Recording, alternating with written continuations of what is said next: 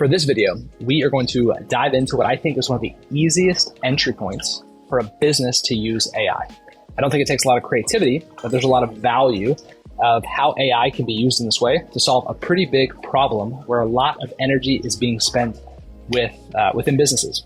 And this maps back all the way to one of my first uses for AI, and that is in the hiring and recruiting process for a job. And so I'm going to show you how I would think about doing this today based on many reps of building job descriptions and thinking about 30, 60, 90s and all the things that come with it, right? If you haven't tried a tool like this yet, please try something. I think it matters. I think there's a wave that is coming, and I can't tell you what the fallout will be, but I can guarantee you some people will be surfing the wave and other people will be swept up by it. We're gonna do a deep dive into using ChatGPT to build out a recruiting process or a thought. And so whether you're an early stage team or you've been doing this for a long time in your business, there are nuggets in here that you'll be able to use to streamline your workflow and spend more human time doing the stuff that only humans can do. All right, let's go ahead and dive in. I've got 20 minutes on the clock, and I'm gonna get started building a recruiting workflow, so to speak, using ChatGPT.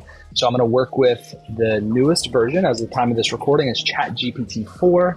I'm not sure if I'm going to need it, but I'm also going to use their browsing capabilities. So the newest version, they just released this to everybody. If you have a plus membership to ChatGPT, I think at the time it's currently only $30 a month, which is a heck of a deal because you're about to watch me save a ton of time. So the first thing I'm going to do is I'm actually going to set some expectations. I'm going to give ChatGPT some variables to work with, right? A job description for a senior software engineer. And I'm gonna let it get to work. And while I do, I'm gonna provide a little context here. So moving forward in this video, I'm probably not gonna worry too much about correcting typos. One, because it's really boring to watch other people type.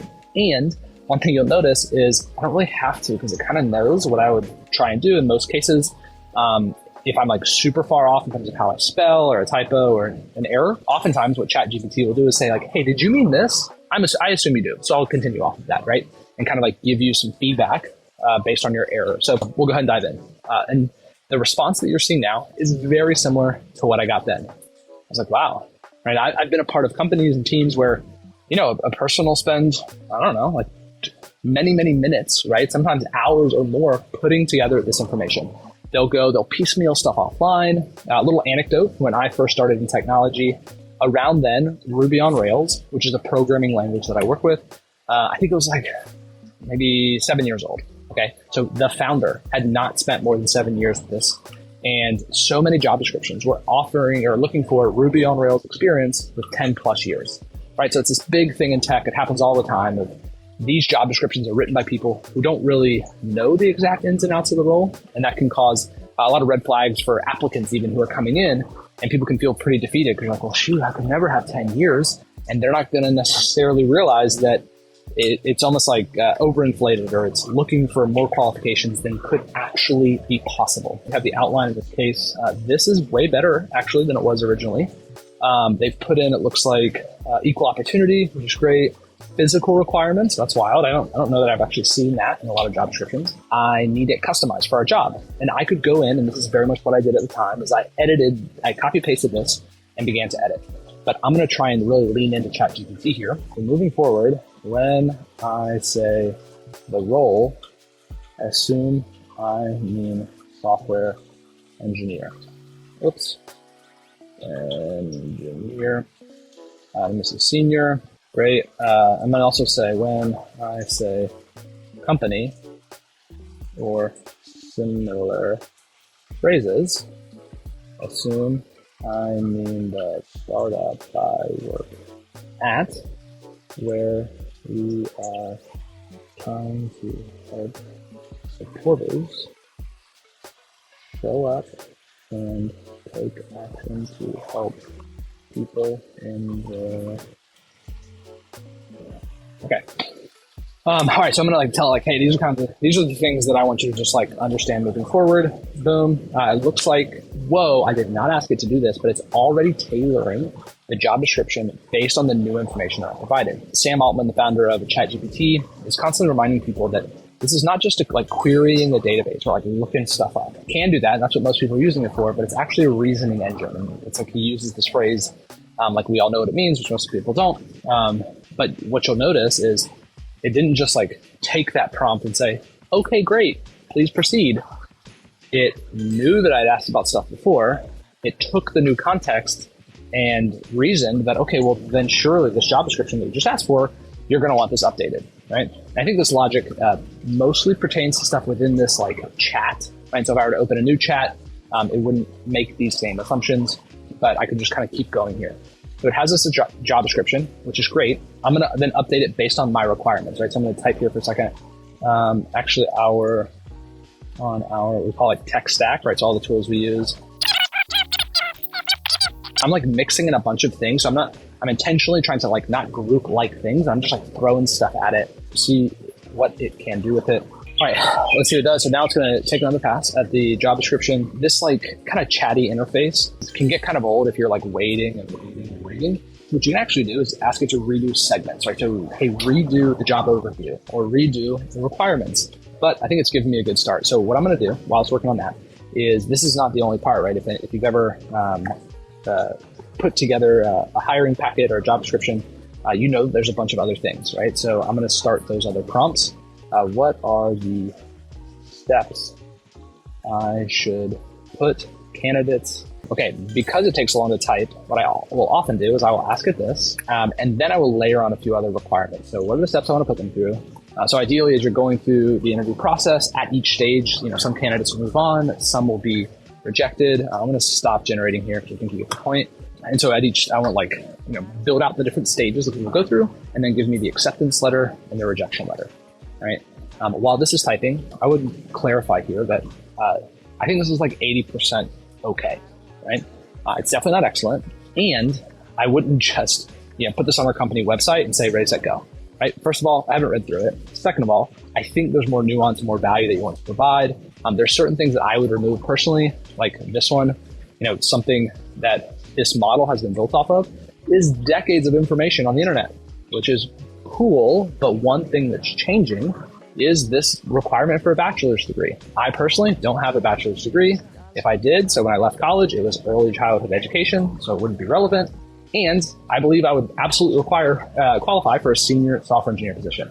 And so you want to purge out some stuff like this, and probably add some things around, other topics that candidates might ask. Okay, here we go. So now it's starting to get pretty nuanced, and you can tell that it's still working. So it's going to give me a screening step. And here's the acceptance email. Here's the rejection email. Technical assessment. That makes a lot of sense. All right, technical interview. It's still working. I'm going to start chipping away at these different things, which is great. I'm going to stop here. So that's kind of like the steps that they go through and the different like acceptance, rejecting things. Now what I want is for each. Okay, I also want to know how should I? What should my acceptance criteria be? What should I be looking for in each of those steps? So it's going to layer in that information, right? You may already have a process that you use, right? I think this could be helpful though, to evaluate, might there be ways to improve? Similarly, a lot of hiring process for early stage companies can be super squishy or subjective. And that's really frustrating for candidates who take this seriously and they put a lot of time and energy. And so this kind of thing can help give you some objective criteria by which you could start using to evaluate candidates. So great. I think this makes a ton of sense. You could obviously see how in moments, we would have a great path here. Now, this is all around kind of setting us up, right? Let's see. I want to post this. Right? So let's say I want to take this and I want to put it on our own website and I want to put it on other places. Of course, and this is super common. What are let's say it asks me about best places online to find candidates for this role. I can say this role, right? Because I already told it, hey, this is what I mean by that. I've been using Google's Bard quite a bit, and it doesn't do as great of a job kind of having this working memory where I can just keep referencing. I have to kind of re-reference it. For example, in this prompt, I would have to say, what are the best ways online to find a qualified candidate for a senior engineer position at da-da-da-da with these requirements. All right, cool. Let's see what it gets back. LinkedIn makes a ton of sense. GitHub, if you don't know, is like where developers write code and collaborate and interface. And so that makes a lot of sense. They have one of the largest databases, I would imagine, of software engineers, and they know where they work, and they have a lot of data, which is awesome. Stack Overflow jobs, great. I would expect to see something from Indeed. Yeah, there we go, Indeed. But let's do this. So I put together a job description, which is awesome, but I want the application. Notice how it's grouping them. Here are your technical questions. That's awesome. It's probably going to ask some like personal experience questions. Let's see, I would expect to see portfolio link in here. It's not asking for a portfolio. I'm going to give it a second, see if we can do that. Why aren't you asking for personal information? Let's see if it'll try again. All right, so let's take another swing. That's very exciting. All right, I'm going to let it get to work on that. And then what I'm going to ask, so as soon as you get this, great, create a roles and requirements document for this role. I'd like to give it to the candidate. So I'm going to let it go through this process. So I'm going to have it create a roles and requirements document. So this would be like, how do they know they're doing their job? The next thing I would want after I have the roles and requirement is create a 30-day, let's see if I can figure it out, 30, 60, 90. I should not, I would expect to not have to say based on this role, all right? So here you can see it's working on the roles and requirements document, right? Usually a person has to put this together. Now, I don't think this is copy and pasteable. I think this is a person could come in and become an editor here and start to work on that. And it's jamming. What I will say is I've seen all shapes and sizes of these documents. This one is at least average. And I would say it's probably above average. There's probably some nuance here that it's added that many documents would leave out. Pretty excellent. You can see it's starting to break them down by week, which makes a ton of sense. Introduction to project. Great. I would say it's definitely a slower ramp than you're going to get if you're joining a startup, but for a more established company, it makes sense that you're kind of starting to get up to speed on new projects after week 3. Cool. So you can see it starting to put those things together. So within less than 20 minutes, we have put together a job description. We've put together the interview pipeline, at least drafts of all of these things, right? We have the acceptance email, the rejection email. We have acceptance criteria. What are we looking for on each role? We have their 30, 60, 90. We have their roles and requirements, right? In less than 20 minutes. These are things that people will spend hours, if not days, putting together and become blockers. Actually, the team members in the hiring process. And we've been able to put it together pretty quick on how you can use AI to complement the human experience when putting together a job application, roles and requirements document, and getting feedback. One thing, if I had a little bit more time, what I would do is I could even ask, hey, we don't have a lot of time. I need an expedited way of an expedited interview process. If I only had a week to find and vet and hire a candidate, what would I do? Right? And you can start to introduce these new constraints or these new requirements. And it can be very helpful in just like creative problem solving. And you're like, oh, well, you can try this. I don't think it's always useful. Again, even here, I wouldn't recommend copy pasting this and just like shipping it live on behalf of the company. But you'll notice, I've probably generated, tens of thousands of words here that are pretty close or at least directionally accurate for the hiring process. What's also cool is I can go back, right? I didn't actually pause to start creating any of these individual assets at the moment, but now that I kind of have it all together, cool. Now I can go into memorializing mode of like putting it in place and making sure all the things are in the right spot. There you have it. This is a little bit of a deep dive on how to use AI to put together a job description and a hiring process and rejection emails and templates and all those things. So how to use AI for a company to improve or really create from the ground up their hiring experience.